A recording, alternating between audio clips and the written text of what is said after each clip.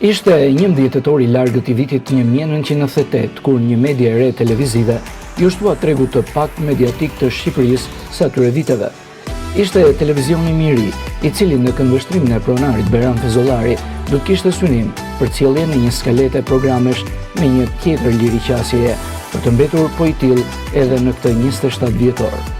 11 tetori është ditëlindja e televizionit Sot 7, është një ditë e shënuar për stafin, për themeluesin zotin Beran Fezollari, për gjithë ne që në vite I dha mjet kësaj medie televizive që solli një tjetër dritare, fillimisht vetëm tek teleshikuesi I rajonit Korçës dhe momentalisht tek ai anë botës.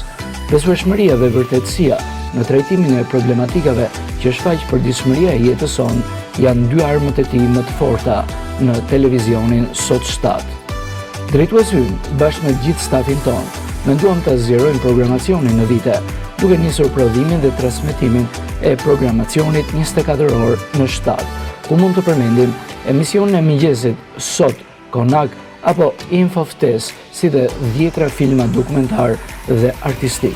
Nëse jedhim një sy shikueshmërisë në rrjetet sociale, YouTube apo Facebook, vëmre se Sot 7 është televizioni privat që mban rekord në shikueshmëri. Theksojmë se Sot 7 televizion ka arritur të mbjetojë në tregun mediatik shqiptar pa mbajtur asnjë krah politik.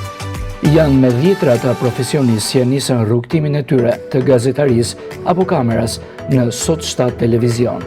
Edhe pse koha e krijimit të këtij televizioni ka hyrë në vitin e 27, kontributi është shumë I madh, pasi në këtë ekran qytetarët e Pogradecit, rajonit, vendit dhe botës mund të shohin vetveten. Vitet do të kalojnë, teknologjia do të përparojë, por roli medias do të mbetet I njëjtë, kështu edhe ne do të vazhdojmë të jemi për krah teleshikuesve tanë, por për të ruajtur pozicionin e asiansit të suksesshëm në tregun mediatik shqiptar, sepse ne jemi Sot 7 televizion.